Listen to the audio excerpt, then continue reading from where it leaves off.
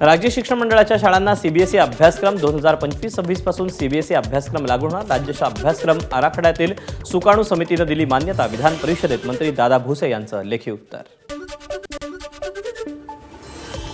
नागपूर हिंसाचार प्रकरणी 91 आरोपी ताब्यात, 11 अल्पवयीन आरोपी। यामागे बांगलादेश कनेक्शन आहे का याचा तपास सुरू असल्याची माहिती।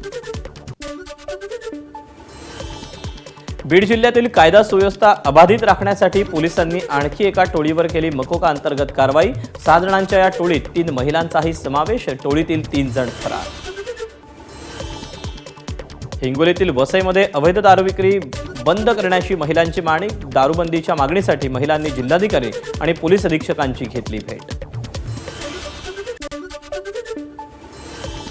स्वातंत्र्यवीर सावरकरांची बदनामी केल्याप्रकरणी राहुल गांधींवर खटला। उलट तपासणीसाठी पूर्ण संधी मिळावी अशी राहुल गांधींनी विनंती केल्यानं पुढील सुनावणी 7 एप्रिलला सात्यकी सावरकर यांनी हा खटला दाखल केला आहे।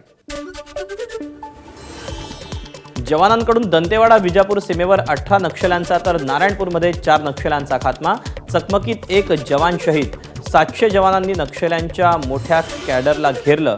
मृतदेह आणि शस्त्र जप्त। गोळीबार सुरूच। कौटुंबिक न्यायालयानं क्रिकेटपटू युजवेंद्र चहल आणि धनश्री शर्माचा घटस्फोट मंजूर केला।